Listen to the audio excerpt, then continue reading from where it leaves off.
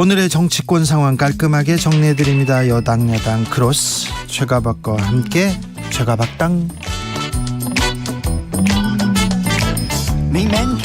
여야 최고의 파트너입니다. 주진우 라이브 공식 여야 대변인 두 분 모셨습니다. 최영두 국민의힘 의원 어서 오세요.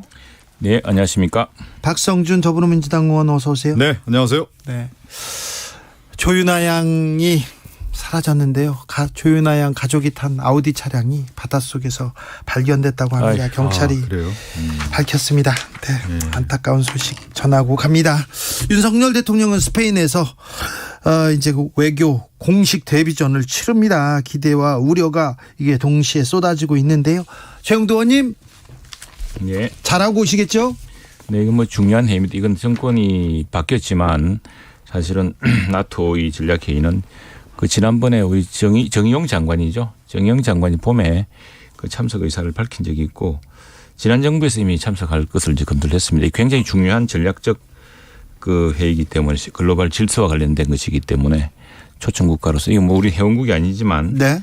비회원국이지만 호주, 뉴질랜드, 일본과 함께 파트너국가 초대받았죠. 그래서 하는데 이게 왜 중요하냐면은 그 1949년에 나토가 이제 설득지 않습니까? 네. 공산권으로부터 소련으로부터 예, 이게 대항하기 위해서요. 예, 나토가 이제 그 아주 영역이 확장되었습니다. 동국 국가들도 많이 이제 참여를 하고.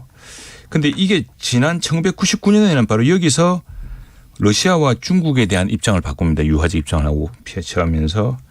그래서 중국이 월드 트레이드 오거니제이션 WTO 세계무역기구에 가입한 것도 이때 미국과 나토의 회의 결과였습니다. 아, 그렇습니까? 네, 그렇습니다. 네, 그래서 이번에는 그러면 어떻게 할 것이냐 이런 국제 질서 특히 한 국가를 주권국가를 침략하는 러시아의 행위 또 중국이 지금 1대1로를 가지고서 여러 가지 하는 그런 외교적 행위에 대해서 어떻게 할 것이냐 뭐 그런 등등에 대해서 하고 무엇보다도 우리는 이것도 남일이 아니기 때문에 또 우리도 지금 중견 강국으로서 미들 파워 아니겠습니까? 파워로서 이런 호주 이런 나라들과 함께 우리들이 처한 또 입장 같은 것도 이런 글로벌 질서라든가 개념에 전략 개념에 투영을 시켜야겠죠.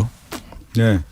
뭐 어쨌든 다자 외교 첫 무대고요. 또 윤석열 대통령이 이제 취임한 이후에 이제 외국에 나가서 정상들과 이제 회담을 하는 거기 때문에 어떤 회담을 이끌어내고 어떤 내용을 담을지 아마 초미의 관심사가 될 텐데 어떤 성과를 거두기를 좀 기대를 하겠고요. 다만 이런 지적을 좀 드리고 싶어요. 이제 세계 국제 정치 질서의 패러다임이 좀 바뀌고 있는데 우리가 국제 정치를 이제 세 가지 축으로 좀 살펴볼 수가 있는데 처음에는 이제 그 협력 관계, 코퍼레이션이라고 하는 게 있고요. 그 다음에 이제 경쟁, 컴피티션이 있고 세 번째가 뭐냐면 컨프런테이션이라고 해서 대결의 단계라고 하는 건데 지금은 국제 정치 질서가 대결의 시대로 지금 가고 있거든요. 네. 그러니까 뭐냐면 미국이 실질적으로 원래 탈냉전 이후에 단극 체제에서 중국이 성장하면서 G2 시대가 열리면서 대중국 포위망 전략을 하고 있고 지금 러시아와 우크라이나 전쟁을 하면서 러시아가 새로운 대국으로 꿈꾸고 있는 제국 단계에 있는 거거든요. 푸틴의 특징 중에 하나가 뭐냐면 팽창주의와 국내에서는 전제주의 정치 이걸 통해서 신유라시아라고 하는 대전략 차원에서 러시아가 나가고 있는 상황에서 나토 정상회의는 결국은 뭐냐면 대결의 장에 있는 전선에 있는 하나의 이제 회담이라고 볼 수가 있는 건데 윤석열 대통령은 지금 보면은 대통령 경선 과정에서도 그렇고 지금 대통령 이후에 보면은 이 대결의 장에 최전선에 있으려고 하는 거예요. 그러니까 미국과 중국과의 관계에서 대포위망에 한국이 최전선 또 러시아의 관계에서도 어떻게 보면은 최전선에 있으려고 하는 그런 모습이 있기 때문에 한국은 지정학적 요충지로서 전략적 모호성을 통해서 외교의 어떤 지렛대를 역할을 해야 되는데 오히려 윤석열 정부는 외교의 명확성, 대결의 장, 최전선 이런 모습이 있어서 저는 자칫 이번 나토 정상회담에서는 뭐 좋은 성과가 있길 기대를 하겠지만 향후에 있어서도 외교 전략은 좀 걱정되는 면이 상당히 많다. 네. 이런 지적을 드리고 싶어요. 우려니까요. 걱정. 우려가 아니라 이건 내가 볼 때 우려가 현실이 될 가능성이 커요. 지금. 그게 우리가 뭐 평화와도 해야 되고 중국과 협력해야 되는데 중국하고 우리는 다 정말 중국을 많이 도와줬습니다. 문재인 정부 때도 도와줬고 중국과는 협력 관계를 유지하고 있고 우리가 중국에 대해서 한 번도 거스린 적이 없습니다. 없는데 점점 중국이 우리에 대한 태도라든가 이 볼 때 국제 정치에서 또 냉엄한 지금 글로벌 질서에서 어떻게 우리가 생존과 번영을 함께 담보할 것이냐. 그래서 중립적인 위치에 있었던 나라들조차도 점점 호주 같은 경우 하더라도 호주가 우리랑 똑같았거든요. 호주가 정책 경제는 미국이고 안보는 미국이고 경제는 중국이다. 그래가지고 예, 그 호주 총리들이 중국말을 우리나라 사람들도 잘하고 그랬습니다. 그랬는데 그런데 지금 이제 이 분명 점점 이제 중국도 많이 변하고 있고 또 러시아에 대해서는 좀 전에 우리 박 의원님 말씀하셨지만 상당히 걱정스러운 상황이 진행되고 전 세계가 이런 문제 보십시오. 미국이라는 나라가 중국을 WTO에 가입시킴으로써 국제 질서에 가입시키면은 중국이라는 나라가 굉장히 모범적인 국가, 우리가 함께 번영을 이룰 국가로 될 거라 생각을 했습니다. 그런데 점차 그 이웃 국가들한테 특히 필리핀이라든가 베트남이라든가 이런 나라들한테 취하고 있는 태도라든가 위협 같은 것들이 굉장히 지금 심각해서 그것들은 한꺼번에 국제적 목소리, 국제적인 어떤 규범을 통해서 잡아야 될 필요가 있고 특히 이제 평화와 지금 이번 주에 그 독일의 슈피겔이라는 유명한 그 주간지가 있지 않습니까? 네. 한동안 우리 언론에 매일 보도되고 있던 그런 주간지인데 독일이 러시아랑 평화를 유지하고 경협을 하면서 노드스트림이라는 가스까지 했지 않습니까? 네. 그래서 지금 독일이 지금 보수당의 독일이 진보당들이 집권하고 인정하고 있습니다. 사민당하고 녹색당하고요.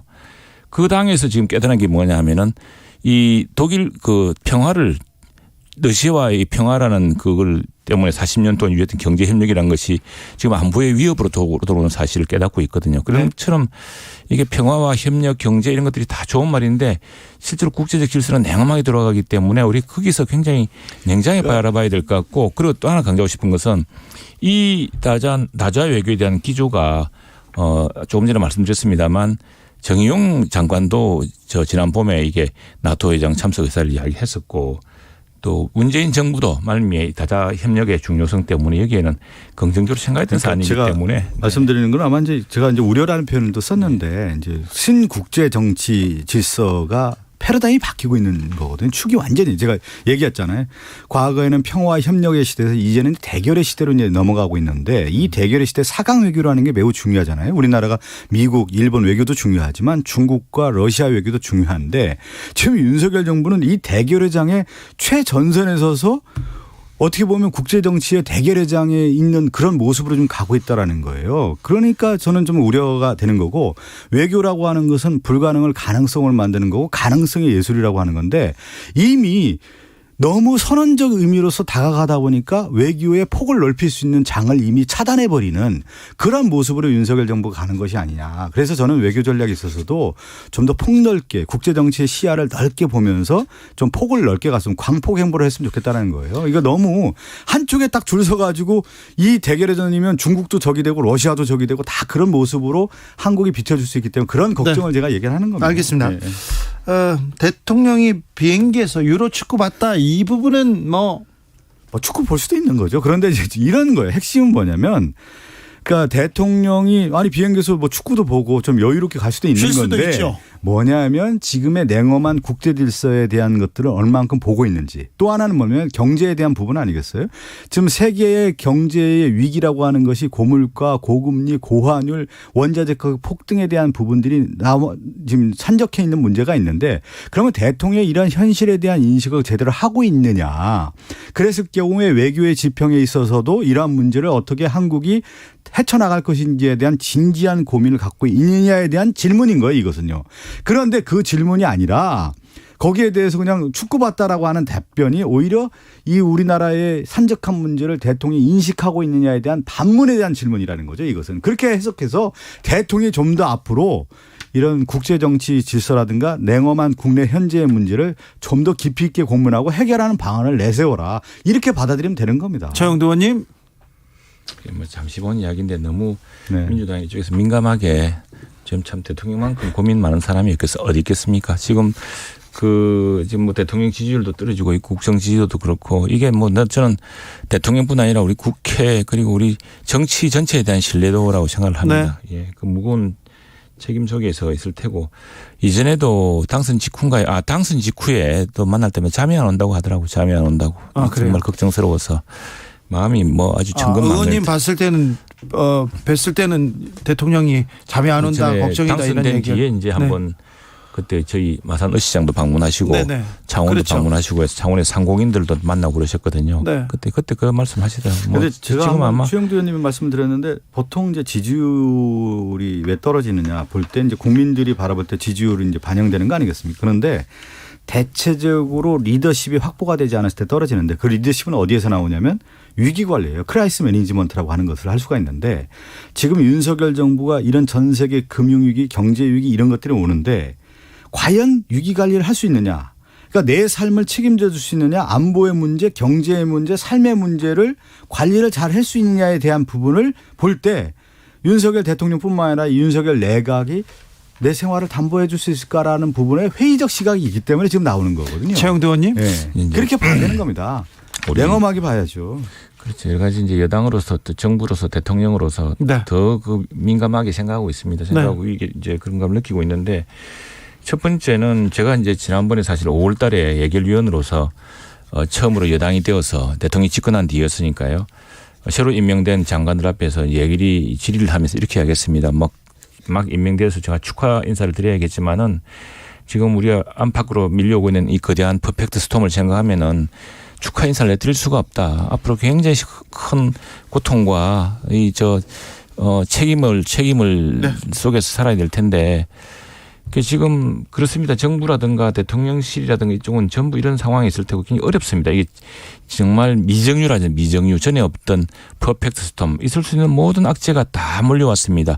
러시아의 우크라이나 침공이라는 글로벌 서플라이 체인의 붕괴, 또 기술 패권 경쟁, 또 여러 가지 세계적인 금리 인상 속에서 팬데믹 이후에 회복이 안 되고 있는 상황 등등 모든 것들이 또 국내적으로는 재정적으로 굉장히 어려운 상황이고 그런 상황인데 지금 여론조사에서 대통령 국정 지지도가 떨어진 그 내막을 이제 좀 분석을 해보면은 네. 특히 경제적으로 어렵다고 하는 계층에서 지지율이 턱 떨어지고 있습니다. 지금 뭐 민생 어려우니까요. 경제 어려우니까. 저희도 박 의원님도 느끼시겠지만 우리 지역에서 가면은 유권자들이나 이런 분들이 시장에서 가보면은 정말 어렵다거든요. 이게 지금 가계대출 그다음에 서민대출도 많은데 금리는 오르죠. 물가는 뛰죠. 뭐 경제 전망은 어둡고 하니까 이 어려운데 도대체 이거 근데 이제 대통령이 물려받은 환경이 굉장히 어려운 환경에서 시작을 했지 않습니까? 예. 그러나 이제는 대통령이 시작했기 때문에 국민들이 기대하는 것은 그래서 그걸 해결해 달라고 뽑은 건데 이제는 뭐 더 이상 전 정부 탓을 할 수도 없는 것이고 이제는 모든 걸 하나하나 풀어나가야 되는 상황이거든요. 그런데 그게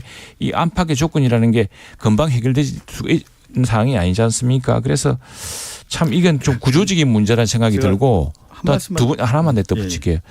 그리고 대통령제 이제는 하나의 위기라 생각을 합니다. 지금 미국 대통령, 바이든 대통령 이제 매니저 들어가고 있습니다만 비슷습니다. 미국 정치나 우리 정치나 미국도 트럼프와 바이든이 쫙 나눠져 가지고 뭐 심각한 정치적 혼란이 있지 않았습니까? 우리도 거의 비슷한 수준의 갈등과 분열로 선거가 치러지지 않았습니까? 그런데 역대 이제 미국 대통령도 그렇고 우리 대통령도 그렇고 역대 볼 수 없는 이제 뉴노멀이 된 것 같습니다. 이제는 50%대 이하의 지지율, 그 안팎을 오르는 지지율과 데드 크로스 이런 것들이 바이든도 똑같거든요, 지금. 네.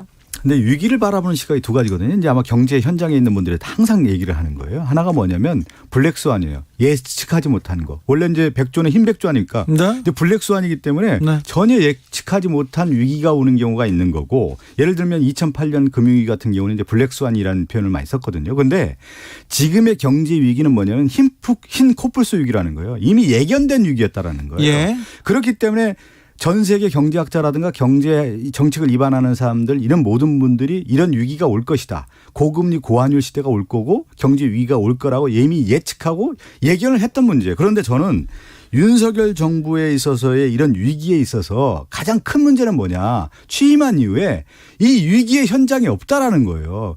그걸 책임감 있게 정말 이 위기를 돌파하거나 해결하겠다라고 하는 그러한 모습이 윤석열 대통령뿐만 아니라 이 내각과 청와대가 없다라는 거예요. 그리고 그것을 누가 보냐? 국민들이 보고 있다라는 거예요. 그래서 저는 정말 지금 이 시점에서 윤석열 대통령뿐만 아니라 청와대나 지금 내각에 있는 분들이 위기에 대한 체감을 느껴서 네. 정말 이 문제를 해결하겠다라는 그 의지를 보여주는 모습이 리더십을 확보해야만 저는 된다. 그런 말씀을 좀 드리고 싶어요. 네, 네, 그 현장이 없어요. 제가 볼 네. 때는요. 이제 네. 그 뭐 과한 말씀인데 어쨌거나 무한 비판이 있는 것이고 또 네. 그 무한 책임을 지는 것이니까. 예. 근데 이제 답답한 대목은 국회 또한 책임이 무겁다는 겁니다. 자, 국회 또한 책임이 무겁고요. 국회 일해야 됩니다. 최영두 의원 열심히 일하고 있는데 왜 근데 원구성은 안 냅니까? 민주당이 지금 7월 임시국회 우리라도 열겠다 이렇게 소집 요구서 제출했습니다. 이거는 어떻게 보십니까? 그 이제 다시 참 국회가 정말 이 위기를 그러면 같이 해결하려고 정책 이러는 것이냐. 이 간단한 문제입니다. 네. 지금 왜 그 지난번에 윤석열 그 촛불혁명이라 그러고 엄청난 그 국민의 열망 속에 시작했던 문재인 정부가 마지막에 윤석열 대통령의 당선이라는 그리고 또 지방선거 대표로 이어졌겠습니까? 이 국민들이 바라는 것은 이제 새로운 정부를 시작했으면 새로운 정부에게 손목을 이끌어줘야지 계속 발목을 잡고 있으면 되겠느냐라는 국민적 질타가 있는 것이거든요. 그런 인식이 있는 겁니다. 있는데 이 간단한 겁니다. 원구성 그냥 원래 작년 8월에 민주당이 약속했던 거 법사위원장 돌리는 문제. 국회라는 것이 국회라는 게 우리 국회가 특별한 협치의 전통과 원칙을 지켜왔지 않습니까? 그럼 1당이 의장을 하면 2당이 법사위원장을 해서. 그래서 법사위원장 네. 민주당이 주기로 했죠. 주기로 했는데 이제 네. 그 문제는 주면 조건으로 그건 주겠으면 주는 거죠. 주고 이제 협의를 하고 시작해야 되는 건데 그 이른바 금수환박을 완벽하게 완수할 수 있는 그런 조건을 달았죠. 그런데 이 금수환박에 대해서는 저희들도 초기에 절충을 하고 합의를 했습니다만 국민적인 의구심과 국민적인 반발이 크지 않았습니까? 그래서 일부 좀 다시 수정하자 했더니 그건 안 된다 그러는데 진짜 완전히 검찰 수사권을 박탈하는 이것을 최종적으로 완성하려고 그걸 협조해라 그러는데 또 옛날 얘기하게 되는데 옛날 얘기 그러니까 원내대표가 당장 검찰의 수사기소 분리 법안 그 합의하고 또 의원총회 가서 의원들이 다 찬성해서 다 해서 국민 앞에 국회의장과 함께 다 대국민 공포까지 했던 합의안을 파기한 쪽이 누굽니까? 권성동 원내대표 국민의힘 아니겠습니까? 그런 얘기를 이제 또 할 필요는 없는데 제가 요 얘기만 좀 드릴게요. 제가 그 최영두 의원님 그 얘기 드렸잖아요. 1988년도에 여소야대 전국에서 그 당시 집권 여당이었던 김윤환 원내 총무가 그 야당과 협조 체제를 이뤄서 그나마 연착륙을 하는 그런 원내대표의 모습을 권성동 원내대표가 좀 가졌으면 좋겠다 이런 말씀을 드렸는데 저는 권성동 원내대표 지금 지금에 있는 모습을 보면은 야당의 원내대표 같아요. 무조건 돌직구 던지고 강속구 던져서 그냥 막 던지기식이 지금 정치를 하고 있단 말이에요. 오히려 좀 차분하게 무엇이 필요하고 뭘 짚어야 될 것인지를 좀 가면서 좀 원내대표가 협상 테이블에 좀 나왔으면 좋겠다는 생각이 지금 들어요. 사실은 이 우리 여당 원내대표를 어렵게 만든 분들도 민주당입니다. 이 여당 원내대표가 검수완박은 사실은 우리 당의 여러 지지자들이라든가 우리 당의 입장에서 보자면은 그건 받아들일 수 없는 왜냐하면 이미 그 조국 장관 때 문재인 대통령 때 검찰 개혁이라는 걸 일단락을 지었거든요. 그걸 받아들여서 하고 있는데 또 완전히 수사권을 박탈하겠다는 저희가 뭐냐 뭐 이런 속에서 그나마 권성동 원내대표니까 민주당과 협의를 해서 최소 공배수를 만들어 보려고 했던 겁니다. 했는데 그게 대해서 국민적인 그게 뭐 우리 당 지지자라면 그런 게 아니라 국민적인 지탄. 결국 정치인을만 쏙 빠지려고 검찰 수사에서 빠지려고 이렇게 수사권을 축소했구나라는 국민적인 그 분노에 직면하지 않았습니까? 그래서 우리가 그런 오해 부분 그런 부분은 아니라는 사실로 일부 수정하자고 요청했던 건데 그건 이제 강경파들 다시 걷어 차설이 된 것인데 저희가 그런 있습니다. 지금 민생도 그렇고 숨이 찹니다. 빨리 속도감 있게 국회가 일을 해줘야 되는데 속도도 속도지만 더 중요한 건 방향 아니겠습니까? 이게 네. 지금 법사위가 과거에 민주당이 법사위를 하려고 했던 것은 민주당이 소수당일 조차도 자 일당이 이렇게 독주할 수 없도록 그래서 정말 견제 장치를 가지기 위해서 했던 것이 아니겠습니까? 아니, 그런데 그런 역할을 이제 우리 당이 하겠다 해서 그건 또 못하게 했던 것이고 그래서 지금 그것이 만일 임대차 3법마다 안 그렇습니까? 우리가 그렇게 걱정하고 반대하고 좀 법안 심사 정말 그 안건조정위원회에서 수기 기간만 가졌더라면은 이런 큰 후폭풍 없을 거 아닙니까? 아니 권성동 원내대표 제가 오늘 말씀을 좀 많이 드리는 제가 비판 좀 해야 되겠습니다. 이렇게 급하고 지금 원내 구성을 해야 되고 국회 산적한 일이 많다고 하는데 뭐 일정이 있어서 갔겠죠. 필리핀 대통령 취임식 특사 자격을 갔다면서요. 근데 지금 아니, 그런 안 갔어요. 막 간다면서요. 그러면 밤에 가고 원내 대변인 네, 가고 다들 간다면서요. 그러면 과연 그럴 때 뭐 협상의 의지가 있느냐예요. 지금 다 네? 서로가 다 카드를 알고 있습니다. 민주당 내도 결심이 좀 필요하고 그런 모습 볼 때 네. 협상 지연하고 무책임한 태도가 집권 여당의 원내대표의 모습이냐. 박 의원님 원내 대변인 하시면서 뻔히 알면서 그렇게 해서 박성준 의원님한테 하나 묻겠습니다. 법무부에서 검수완박법 이거 문제가 있다면서 국회를 상대로 하는 권한쟁의 심판 헌법재판소에 청구하기로 했어요. 이 부분은 어떻게 보세요? 이런 거죠. 이제 우리나라 이제 삼권 분립이라는 게 분명히 있고요. 국회에서 입법 과정에서 통과된 법안이겠습니까? 네. 그런데 법무부에서 저렇게 하는 이유는 뭐냐면 결정적인 것은 결국은 이제 검찰의 기득권 유지하는 방향에서의 권한쟁의 심판을 했다. 이렇게 볼 수가 있는 것이고요. 뭐 일단 이제 법적으로 이렇게 제기를 했으니까 또 하나는 뭐냐면 가장 중요한 것은 이런 입법의 문제는 결국은 이제 국회 안에서 해결해야 되는 문제인 것이죠. 예. 저 최영두 의원님께도 네. 여쭤보겠습니다. 네. 이준석 대표에 대한 윤리위원회 결과가 보름 있다가 이제 나오기로 했는데요. 이제는 며칠 안 다음 주 남았습니다. 아닙니까? 다음 주 아니에요? 이제는 며칠 안 네. 남았습니다. 7일이죠, 7일. 그런데요. 네. 아무래도 징계 쪽으로 기우는 거 아니냐 그런 얘기가 당 내외에서 계속 나옵니다. 그건 좀 이따가 이야기하고요. 좀 전에 헌법재판, 네. 권한쟁의 심판 이야기하지 않았습니까? 이게 네. 상권 분립 속에서 이제 정부가 또 법무부가 이 문제에 대해서 헌법적인 권한을 했을 때 원래 그게 있으라고 이제 헌법재판소가 있는 겁니다. 그래서 권한쟁의 심판 청구를 하게 한 거고. 그 과정에서 저는 그게 오히려 이 국회가 지금 문제를 못 풀고 있지 않습니까? 이 문제에 대해서. 그러면은 이제 법무부가 당사자를 했기 때문에 그 헌법재판소가 빨리 결정을 해서 더구나 헌법재판소 재판관 구성도 민주당 정부 때 대부분 임명한 사람들이어서 민주당에 불리하지가 않은 재판관 구성입니다. 그래서 그게 아마 정말 이 문제에 대한 시시비비를 좀 가려주기 바라고 우리 국회가 만든 법 중에도 위헌적인 법률이 한 달에 1년에 10건 이상 나오고 있습니다. 알겠습니다. 자, 이준석 대표 거는요. 대표권은 이건 이제 윤리가 다루는 것은 지금 이른바 무슨 상납의혹이라는 것은 그건 지금 대상이 아닙니다. 왜냐하면 그건 뭐 지난번에 윤리에 올라왔을 때도 기각되었었고요. 그건 뭐 증거도 없을 뿐 아니라 지금 현재 가불성이 있는 것도 아니고 또 당사자도 저렇게 수사를 자청하고 있는 상황인데 문제는 이제 그런데 그 대선의 한 와중에서 한 유튜브에서 이 문제가 다시 불거지고 고발되고 이러면서 어느 시민단체가 우리 윤리위원회에 제소를 했고 네네. 이건 이거죠. 이제 어찌됐거나 그 주장하는 사람을 만나서 무슨 약정서를 쓰고 이런 것은 품위를 위반한 것 아니냐. 특히 이제 그 이준석 대표의 측근이 정무실장이 거기에 대한 판단인데 윤리 내에서 심도 있는 논의가 있을 거라고 봅니다. 그 정도로 이야기할 수밖에 없습니다. 저도 한 말씀 드리는데 수사하고 뭐 윤리 판단이 남아 있는데 이게 2013년도에 나왔던 문제 아니겠습니까? 그러면 왜 이 문제는 나왔냐 볼 때는 결국 이제 이준석 대표를 제거하는 작업에서의 작업이 들어간 거죠.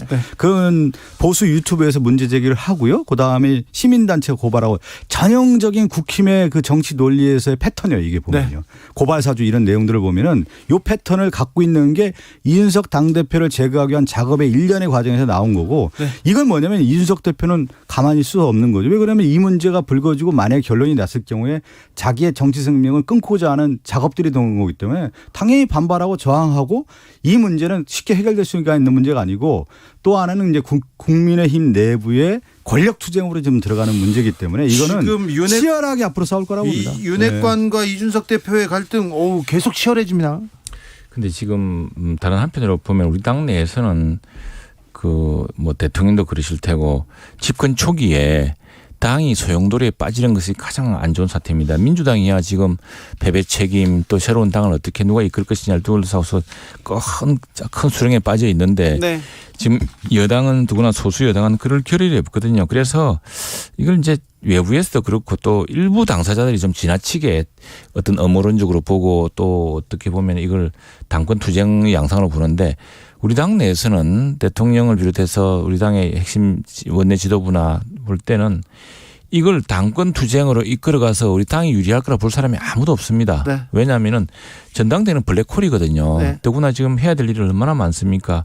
그리고 서로 무슨 유고가 있어가지고 당대표가 뭐 유고가 생긴다 하더라도 우리는 뭐 보궐선거가 돼가지고 1년밖에 안 남은 적을 합니다. 그래서 그걸 위해서 당이 지금 이 힘을 합쳐서 여당 정부와 함께 문제를 해결해도 시원찮은 마당에 그래서 그것은 아마 저는 7월 7일 윤리위를 끝내면서 뭐 크게 정리되지 않을까 생각합니다. 제가 딱 뭐 시간이 얼마 남지 않아서 간단하게 좀 말씀드리면 이건 이제 의혹이 커져가고 있고요. 또 명확하게 해명이 나오고 있지 않기 때문에 이준석 대표에게는 상당히 불리한 국면을 가고 책임이 회피할 수 없는 정국으로 좀 가는 것 같습니다. 그런데 요거는 만져지고 그러면 이준석 당대표가 당시에 보수의 혁신의 아이콘이었단 말이에요. 그러면 이준석 대표가 이런 문제로 불거져서 물러났을 경우에 결국은 뭐냐면 보수의 혁신은 없는 거고 과거의 회귀, 그다음 실질적으로 그들만의 리그전을 펼치는 국민의힘으로 다시 돌아가는 그런 모습으로 가는 겁니다. 검찰에서 이명박 전 대통령 형 집행정지 3개월 허가했습니다. 아까 제가 검찰에서 검사들이 도장 찍기 힘들 때, 좀 곤란할 때 위원회 꾸린다고 했지 않습니까? 이 부분에 대해서는 2부에서 제가 자세히 분석해 드리겠습니다. 제가 뭐 이 부분은 전문가니까 2부에서 하려고. 항상 어려우면 위원회 만들어서 위원회에서 더 떠넘겨서 다 해결하는 것이죠. 기자 시절에 그런 거 많이 보셨죠? 아니 검찰에서. 지난 정부 대통령 때 위원회를 너무 많이 만들어가지고 지금 우리 자문도 안 많은데 위원장께 그렇습니까? 남아 계신 분들 많아요. 네. 위원회 하면 역시 어느 정부였죠. 알겠습니다. 예. 최영두, 박성준, 최영두 두 분 감사합니다. 감사합니다.